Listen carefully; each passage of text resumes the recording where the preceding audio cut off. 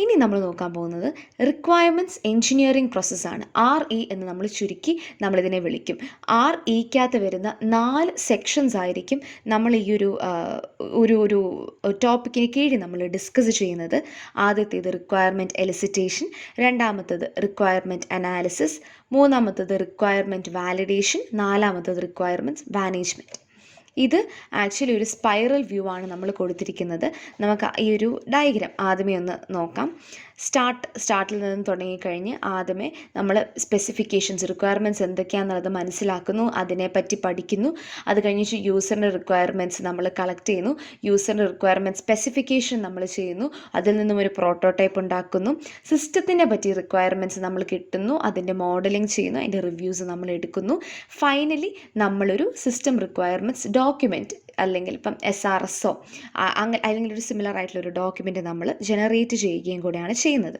So ഇവിടെ നിങ്ങൾക്ക് നോക്കുമ്പോഴത്തേനും initially business specifications വെച്ചിട്ടാണ് തുടങ്ങുന്നതെങ്കിൽ അത് യൂസറും പിന്നെ സിസ്റ്റവും വെച്ചിട്ടാണ് ഇത് പോകുന്നത്.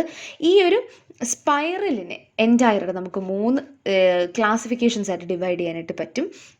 പക്ഷെ ഇതിൽ നിന്ന് നിങ്ങൾ മനസ്സിലാക്കേണ്ട കാര്യം, ഇതൊരു ഐട്രേറ്റീവ് പ്രോസസ്സാണ്, ഇതൊരു സ്പൈറൽ പ്രോസസ്സാണ്. അല്ലാണ്ട് ഇതൊരു വാട്ടർഫോൾ മോഡൽ പോലെ അല്ല നടക്കുന്നത്. അതായത് എലിസിറ്റേഷൻ കഴിഞ്ഞ് റിക്വയർമെൻറ്റ് കഴിഞ്ഞ് വാലിഡേഷൻ കഴിഞ്ഞ് അങ്ങനെയല്ല പോകുന്നത്.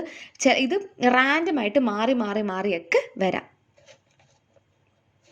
നമ്മളുടെ ഈ ഒരു പ്രോസസ്സിൻ്റെ ഔട്ട്പുട്ട് എന്ന് പറയുന്നത് സിസ്റ്റംസ് റിക്വയർമെൻറ്റ് ഡോക്യുമെൻ്റ് ആയിട്ടാണ്. As I've said before, it's an iterative process. So amount of time and effort in each activity എന്ന് പറയുന്നത് നമ്മളുടെ ഓവറോൾ പ്രോസസ്സിനെ ഡിപ്പെൻഡ് ചെയ്യും.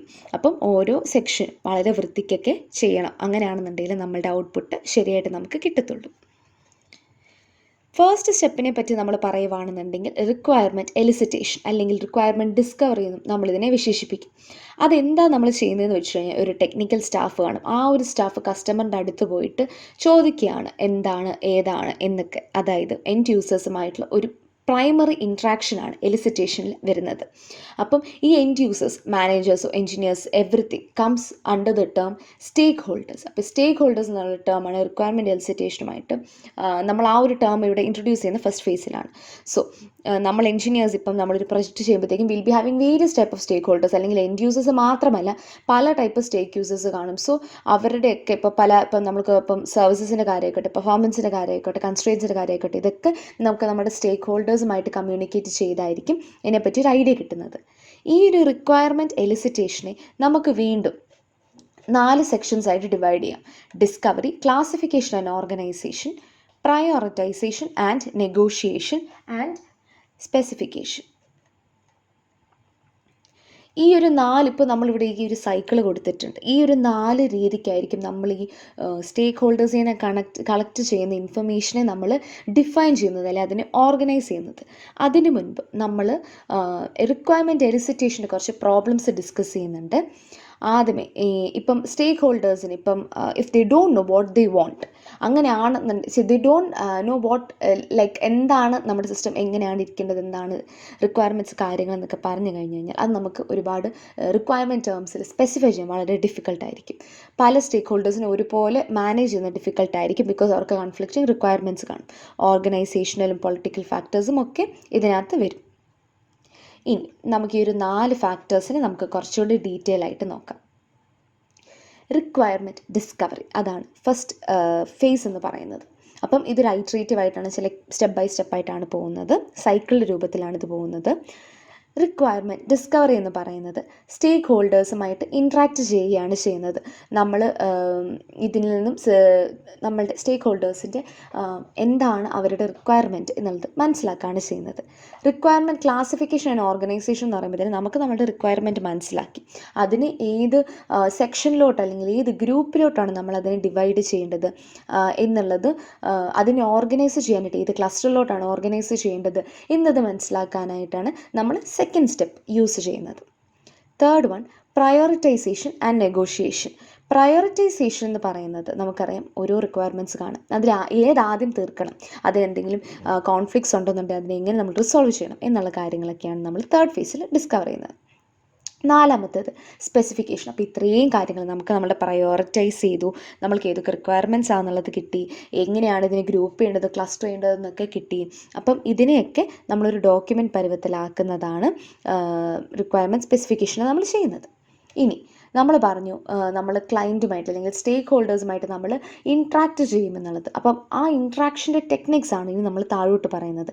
ആദ്യമേ ഇൻ്റർവ്യൂയിങ് രണ്ട് രീതിക്ക് നമുക്കുണ്ട്, ഫോർമലും ഇൻഫോർമലും ഉണ്ട്. ഫോർമൽ എന്ന് പറയുമ്പോഴത്തേനും വീണു നമ്മളൊരു ബിസിനസ് ഓറിയൻറ്റഡ് ഫീൽഡിൽ ഫോർമലായിരിക്കും നമ്മൾ യൂസ് ചെയ്യുന്നത്.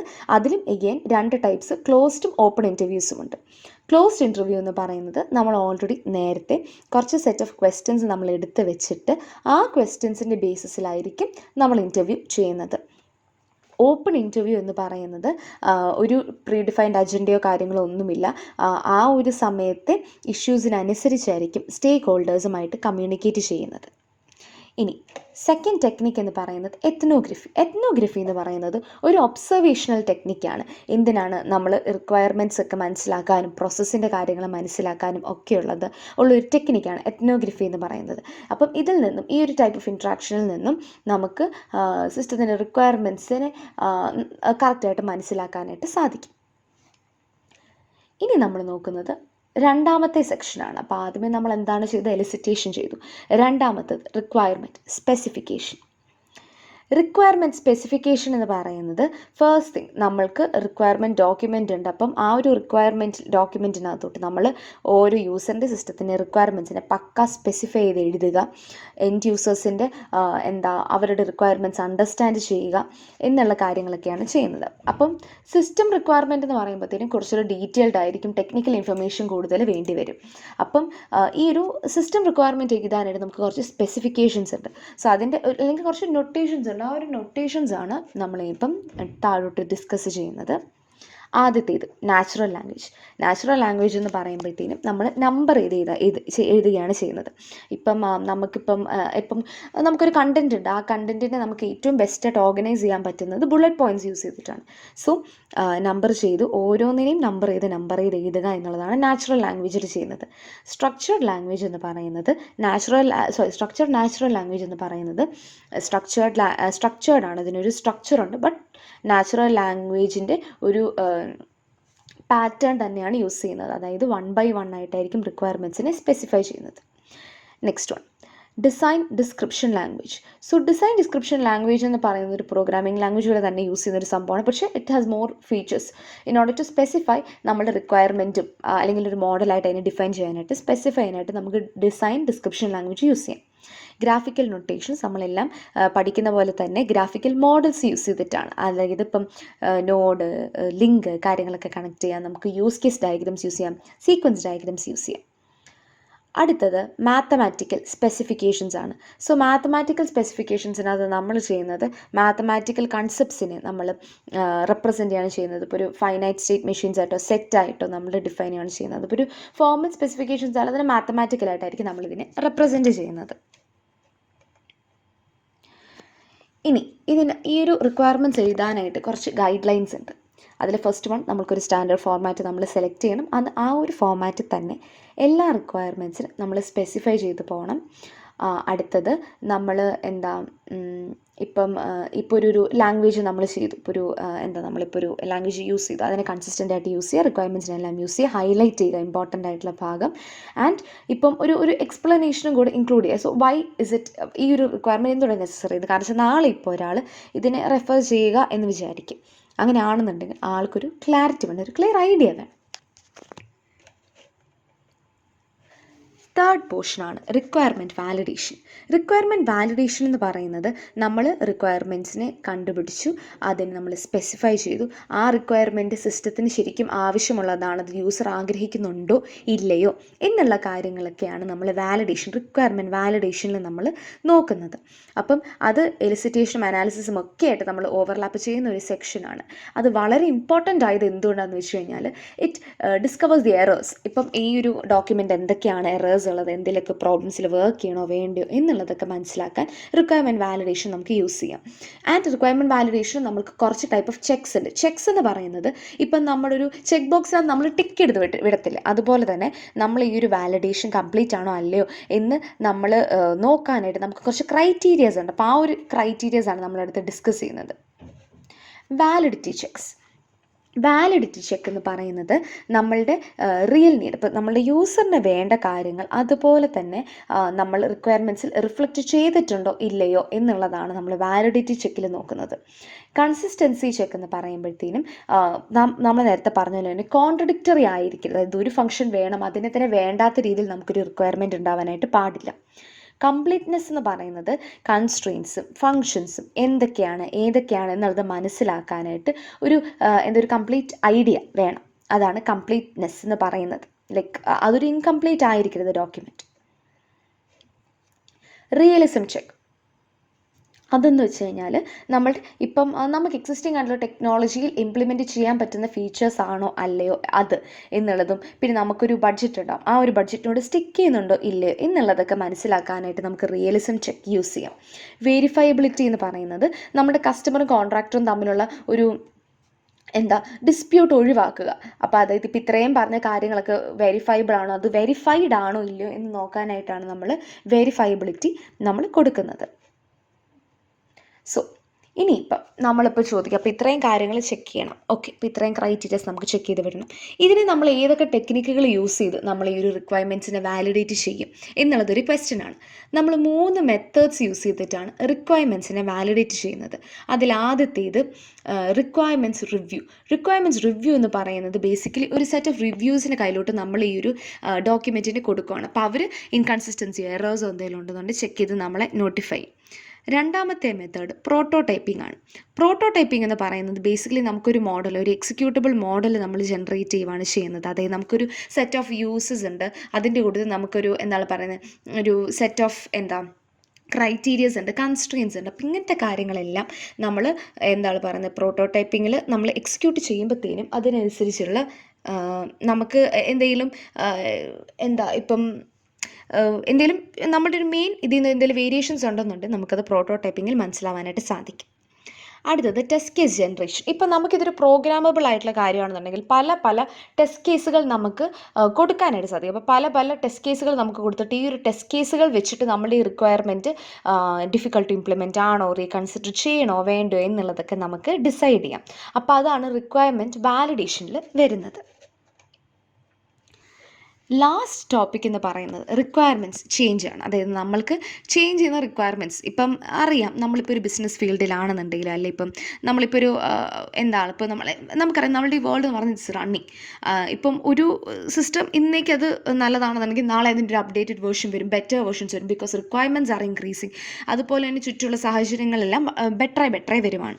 സോ ഇപ്പോൾ ബിസിനസ് ടെക്നിക്കൽ എൻവയൺമെൻറ്റിലുള്ള റിക്വയർമെൻറ്റ്സ് അല്ലെങ്കിൽ ഇപ്പം ആൾക്കാർക്ക് ഇൻഡിവിജ്വലി വേണ്ട റിക്വയർമെൻറ്റ്സ്, അപ്പം അതിനനുസരിച്ച് നമ്മളുടെ ഈ ഒരു സിസ്റ്റത്തെ മാറ്റാനായിട്ട് സാധിക്കണം. സോ അതിനായിട്ട് നമ്മൾക്ക് ചെയ്യുന്ന കുറച്ച് കാര്യങ്ങളുണ്ട്. അതായത് അതിന് ചെയ്യാനായിട്ട് ഇപ്പം ഇത്രയും ചേഞ്ചസിന് നമുക്ക് ഇംപ്ലിമെൻറ്റ് ചെയ്യാനായിട്ട് ചെയ്യുന്ന ഒരു കാര്യമുണ്ട്. അപ്പം ചേഞ്ചസിന് ഡീൽ ചെയ്യുന്നതൊക്കെ നമ്മൾ വീണ്ടും പഠിക്കുന്നതാണ്. ഇത് ജസ്റ്റ് ഒരു ഐഡിയ ഉണ്ടാക്കാൻ വേണ്ടി മാത്രമേ ഉള്ളൂ. ഇനിഷ്യലി നമ്മൾ പ്രോബ്ലത്തെ മനസ്സിലാക്കണം, അതിൻ്റെ റിക്വയർമെൻറ്റ്സിനെ ഡിഫൈൻ ചെയ്യണം, അതിനെ അണ്ടർസ്റ്റാൻഡ് ചെയ്യണം, എന്നിട്ട് അതിനെന്തെങ്കിലും ചേഞ്ച് ഇടുന്നുണ്ടെങ്കിൽ ചേഞ്ച് റിക്വയർമെൻറ്റ്സിനെ നമ്മൾ വിത്ത് റെസ്പെക്ട് ടു ടൈം നമ്മൾ ഡിഫൈൻ ചെയ്യണം. അപ്പോൾ ഇത്രയും കാര്യങ്ങളാണ് വരുന്നത്. അതിപ്പോൾ ഒരു ചെറിയ സിസ്റ്റത്തിൽ നമ്മൾ നോക്കുമ്പോഴത്തേനും ഇത് കുറച്ചുകൂടി ഈസി ആയിട്ട് നമുക്ക് ചെയ്യാനായിട്ട് സാധിക്കും.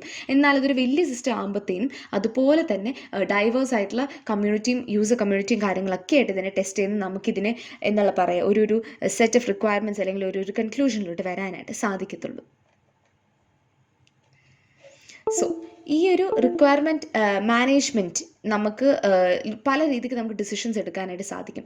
സോ റിക്വയർമെൻറ്റ്സിനെ ഐഡൻറ്റിഫൈ ചെയ്യാം, ഒരു ചേഞ്ച് മാനേജ്മെൻറ്റ് പ്രോസസ്സ് നമുക്ക് ഡിഫൈൻ ചെയ്യാം. അതായത് ഇപ്പം ഒരു ചേഞ്ച് വന്നു എന്നുണ്ടെങ്കിൽ അതിനെ നമ്മൾ എങ്ങനെയാണ് മാനേജ് ചെയ്യേണ്ടത്.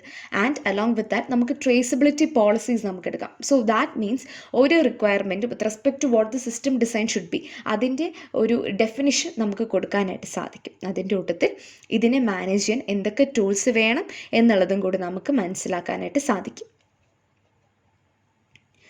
Requirements change management. ഇപ്പം നമുക്കിപ്പോൾ ഒരു ചേഞ്ച് വന്നു എന്നിരിക്കട്ടെ, ഇപ്പം ബിസിനസ്സിലൊരു കയറ്റമോ അല്ലെങ്കിൽ ടെക്നോളജിക്കലി നമുക്ക് ബെറ്റർ ആയിട്ടുള്ള ഒരു കാര്യമോ വന്നു എന്നുണ്ടെങ്കിൽ നമ്മൾക്ക് റിക്വയർമെൻറ്റ്സ് ചേഞ്ച് മാനേജ്മെൻറ്റിൻ്റെ ആവശ്യം വരും. നമ്മൾ നേരത്തെ ചേഞ്ച് മാനേജ്മെൻറ്റിനെ പറ്റി ഇവിടെ ഡിഫൈൻ ചെയ്തിട്ടുണ്ട്, ഈ ഒരു പ്രോസസ്സിനെ നമ്മളിവിടെ ഡിഫൈൻ ചെയ്തിട്ടുണ്ടായിരുന്നു. ഓക്കെ, ഇനിയിപ്പം റിക്വയർമെൻറ്റ്സ് ചേഞ്ച് മാനേജ്മെൻറ്റ് നമ്മൾ എന്താ ചെയ്യുന്നതെന്ന് വെച്ച് കഴിഞ്ഞാൽ ആദ്യമേ പ്രോബ്ലത്തിനെ അനലൈസ് ചെയ്യും. പ്രോബ്ലത്തിനെ അനലൈസ് ചെയ്യുമ്പോഴത്തേനും നമ്മൾ ചെയ്യുന്നത് എന്താണെന്ന് വെച്ച് കഴിഞ്ഞാൽ ഈ സ്റ്റേജിൽ നമ്മളുടെ പ്രോബ്ലം എന്താണ്, അതിൻ്റെ ഇപ്പം ആ ഒരു ചേഞ്ച് വാലിഡ് ആണോ, ആ ചേഞ്ച് ആര് റിക്വസ്റ്റ് ചെയ്തേക്കുന്നത്, എന്തൊക്കെയാണ് അതിൻ്റെ റിക്വയർമെൻറ്റ്സ് എന്നുള്ളത് പ്രോബ്ലം അനാലിസിസ് ആൻഡ് ചേഞ്ച് സ്പെസിഫിക്കേഷനിൽ നമുക്ക് മെൻഷൻ ചെയ്യാം.